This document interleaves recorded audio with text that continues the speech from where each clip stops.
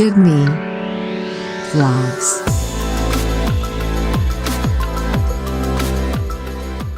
السلام عليكم ورحمة الله تعالى وبركاته. تنتمنى تكونوا بخير وعلى خير. مرحبا بكم اليوم فلوق جديد. الناس اللي هما كاينين معنا تنقول لكم شكرا بزاف على الدعم ديالكم وعلى التفاعل ديالكم في القناة، والناس اللي عاد التحقوا معنا جداد في القناة تنقول لكم مرحبا بكم والف مرحبا، وتنتمنوا المحتوى اللي تنقدمه ينال الاعجاب ديالكم. ما نقوش عليكم بزاف. اليوم عندنا واحد الفلوق اللي تعتبر الجزء الثاني ديال احسن مركز في العالم الرياضي اللي هو المركز تاع المعموره، واليوم غادي يكون الجزء الثاني ديالو اللي كانوا الناس يقولوا لنا بما عطيونا اثباتات. شنو هو التقييم ديالكم اساس هذا المركز هذا احسن؟ كاين الرئيس ديال الفيفا وكاين الرئيس ديال الكاف وكاينين الرؤساء ديال الاتحادات اللي كاينين في افريقيا كاملين اللي جاوا يزوروا هذا المركز هذا. نمشيو ناخذوا الباج ديالنا وندخلوا لهذا السونتر هذا ونشوفوا اليوم شنو غادي يقدم لنا من اضافات جديده.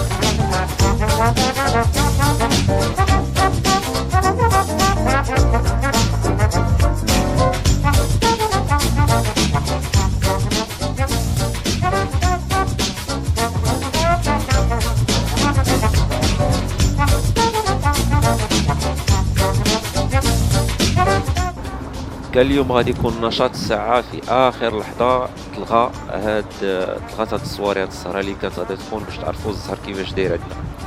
حنا ما تنبغيوش نطيحوا بلادنا، حنا تنبغيو بلادنا المغرب ديما تكون زيادة القدام، ديما تكون هي احسن البلدان اللي كاينين. يعني ماشي حنا تنقولوا ديما حنا عيانين، ديما حنا ما عندناش. لا، الحمد لله المغرب غادي تيتقدم، غادي تيزيد في شي حوايج اللي هما زوينين. خصنا نشجعوا في هذا الشيء، خصنا ما نبقاوش غاديين في هذاك الشيء اللي هو السلبي. ديما الحوايج اللي هما السلبيات تنبقاو نقلبوا فيهم. لا، كاين شي حوايج الحمد لله اللي في المغرب زوينين. معنا سي تويجر الصحفي الكبير ديالنا راه غني على التعريف. بغينا نعرفوا من سي تويجر اليوم الصباح شنو قال رئيس الفيفا على الافارقه. رئيس الفيفا كان واضح. رئيس الفيفا اليوم كان بواحد الخطاب يمكن اعتبروا الجميع رساله مشفره لرئيس الكاف محمد حمد. رئيس الفيفا قال بصريح العباره بان هناك فساد. هذا الفساد كيتمثل في التحكيم، الممارسه، في التدبير المالي الى غير ذلك. هذه الامور كلها يعني وضعت رئيس الكاف واحد يعني وضع محرج جدا مع يعني المنتظم الافريقي الكروي الى غير ذلك. وطبيعه الحال كاين هناك اشارات قويه بان يمكن الفيفا اليوم نعتبروا بان اصبحت وصيه على الكاف. كيف ذلك كنشوفوا اليوم فاطمه سامورا اللي هي الكاتبه العامه ديال الفيفا، هي اللي هذه 6 شهور وهي كتسير الكاف. اليوم تيبان لنا بان الفيفا وضعت اليد ديالها على الكاف من خلال واحد المجموعه ديال الاوراش اللي غتشتغل عليها في المرحله المقبله. اولا اقتراح ديال كاس افريقيا اللي كان تيدار كل عامين، اليوم اقتراح ديال رئيس الفيفا خصو يدار في 4 سنوات. علاش؟ بان من عامين كيدار عامين افريقيا ما كتستافدش ماديا وما كيتمش ترويج المنتوج الكروي الافريقي بشكل لازم. يعني 4 سنين تيكون افضل في الوقت، افضل بكثير. المنتخبات كتوجد راسها كتوجد المحتضنين، وحتى الكاف كتوجد يعني الامور ديالها لوجستيكيه وتنظيميه الى غير ذلك. بالاضافه ان رئيس الفيفا وضع الاصبع على الجرح ديال الممارسه ديال كره القدم الافريقيه على مستوى تزوير الاعمار. نور الدين كتعرف جيدا بانه المغرب راه اشتكى من هذا الامر من خلال المنتخب الاولمبي ديالنا اللي كيواجه منتخبات افريقيا، ولكن ماشي في السن ديال الاولمبي. كتلقى عندهم سن كبير من السن الاولمبي ولكن تيزوروا الاعمار وهذا هو يعني مشكله معضله في كره القدم الافريقيه على مستوى المنتخبات. بالاضافه رئيس الفيفا قال بانه الفيفا غادي تعمل على بناء ملعب واحد في كل دوله افريقيه يستجيب للمعايير الدوليه. يعني كل ملعب غادي يعني تصرف عليه 1 مليار دولار باش يتبنى هذا الملعب. مليار دولار في الواحد ولا في الواحد؟ يعني ديال لا واحد. لا واحد. كذلك شار رئيس الفيفا لواحد العمليه اللي هي مهمه، هي التدبير المالي. الكاف سابقا كتاخذ 27 مليون دولار، اليوم الكاف كتاخذ عند الفيفا 120 مليون دولار. هنا تساءل رئيس الفيفا قال لك اسيدي هذه الفلوس وين تمشي؟ ما كاينش الاثار ديالها، ما كاينش النتائج، ما كاينش باينه فين تمشي. هو المهم راه شار الامور ديال هذه العمليه هذه. ولكن الاهم نور الدين في هذا الشيء كله هو هذه المعلومه التاريخيه اللي كنهضروا عليها. هذه راه علامه تاريخيه. رئيس الفيفا قبل ما يهضر على هذه المشاكل والاختلالات هذا الشيء، اول حاجه قال بانه انا شخصيا زرت تيهضر اولا البارح تيهضر الجمعه، قال بانه انا زرت هذا المركب هذه المعلومات التاريخيه، وقال بانه احنا في الفيفا والعالم يمكن لهم يفتخروا بهذه المنشاه الرياضيه اللي تستجيب المعايير الدوليه وكذلك تشرف افريقيا، وقال بانه يجب ان تكون نموذج هذا السلطه يكون نموذج في افريقيا الا بغيتوا توصلوا منتوجكم الكروي الى اعلى المستويات. وهذا راه كارد للناس اللي كانوا تينتقدوا في الفلوق اللي كان قبل كنت دوزت هذا، كانوا تينتقدوا هذه المنشاه وتيقولوا يعني ماشي هي كاحسن منشاه عالميه، وهذه راه اليوم جات بشهاده رئيس الفيفا. يعني شوف يا سيدي ماشي رئيس الفيفا غير هو الشهاده ديالو، راه الشهاده راه رئيس رؤساء الجامعات الافريقيه اللي حاضره اليوم في هذه الندوه كلهم اشادوا بان هذه المعلمه التاريخيه هذه المعلمه الرياضيه الكرويه راه تشهد بها الجميع على انها الاولى والافضل عالميا من حيث البنيات والمنشات. لان علاش؟ اولا تضم واحد جميع المرافق، مسبح اولمبي، جناح طبي متكامل، اوصاف داكشي اللي غادي ديروا في العالم في شي حاجه عند شي نادي عالمي او شي عند فندق مصنف.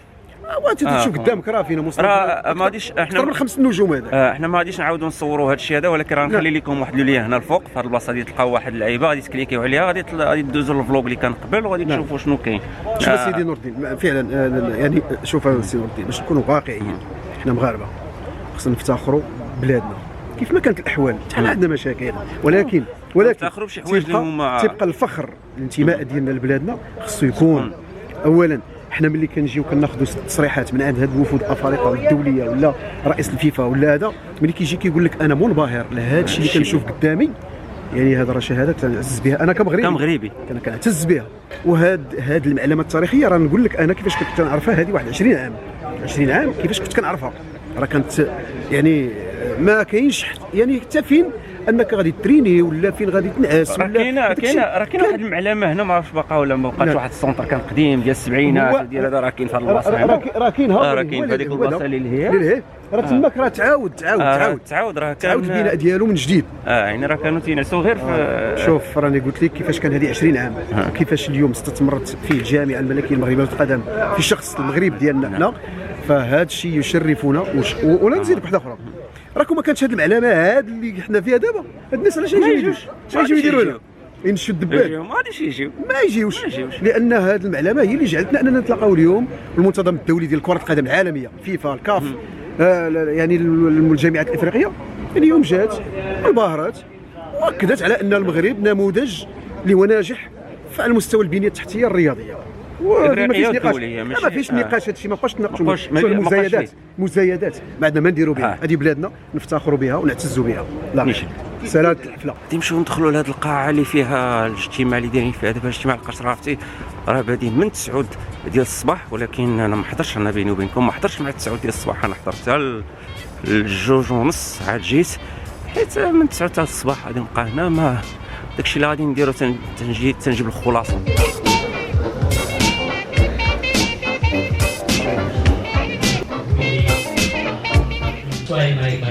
My brothers there are. Je sais que vous avez consulté pas mal de mes collègues. My worry is that seront conjugués. Maintenant, supposons qu'on est dans le garantie pour recevoir en échange un stade qui vaut 30 millions. 20 millions. Que les instances en charge de prendre ces décisions au niveau de la CAF, au niveau de la FIFA, au niveau des fédérations africaines puissent être impliquées. Cette conférence, ce séminaire aujourd'hui servait exactement à ça, à discuter, à écouter, à débattre sur les grands principes. Après, les détails, bien sûr, doivent être élaborés par des groupes de travail, par des experts.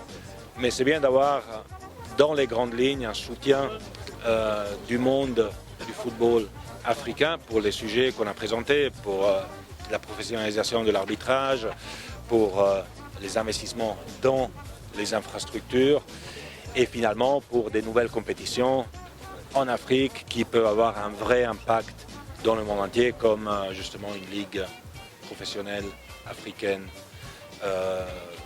de clubs Et aussi au niveau des équipes nationales, évidemment, il y a des réflexions à faire. On a reçu un bon soutien, un soutien important pour poursuivre les débats, pour poursuivre les discussions. Les détails vont être élaborés, évidemment, par les experts. Donc, on continue. Merci beaucoup. كنعتقد بانه اليوم وانتم كنتوا حاضرين اليوم منذ الصباحه المغرب بطبيعه الحال وبشهاده الجميع وفي مقدمتهم رئيس الاتحاد الدولي سي جياني انفانتينو يقوم بمجهودات كبيره وكان دائما في رياده التطورات اللي كتعرف في القاره الافريقيه، وهذا خيار استراتيجي خداه المغرب بفضل الرؤيه الاستراتيجيه نتاع سيدنا الله ينصرو منذ سنوات. شكرا جزيلا. الفلوق ديالنا كملناه بالليل. تنتمناو هادشي اللي دوزنا واخا قليل ولكن تعتبر هو جزء ثاني ديال الفلوق الاولاني اللي كنا هضرنا فيه على هذا السونتر ديال محمد السادس ديال المعموره اللي هو السونتر في الحقيقه زوين. واليوم كملنا بالشهاده اللي ديال الاتحاد الدولي لكره القدم الفيفا، ردا على الناس اللي كانوا تيقولوا لنا بما راه هاد شنو هو المعيار اللي كنتي خديتي في الفلوق ديالك باش قلتي بما راه هو احسن مركز كاين في العالم او لا احسن مركز كاين في افريقيا. هذا هو المعيار اللي خديناه واليوم جينا باش نثبتوا لكم هذا الشيء. هذا هو الهدف من هذا الفلوق هذا ديال اليوم. تنتمنى يعجبكم، واللي عجبو ما تنساوش تدعموا القناه بالاشتراك وكومونتير الا كانت شي حاجه، وتبارك الله عليكم ونتلاقاو في الفلوق الجاي ان شاء الله السيمانه الجايه.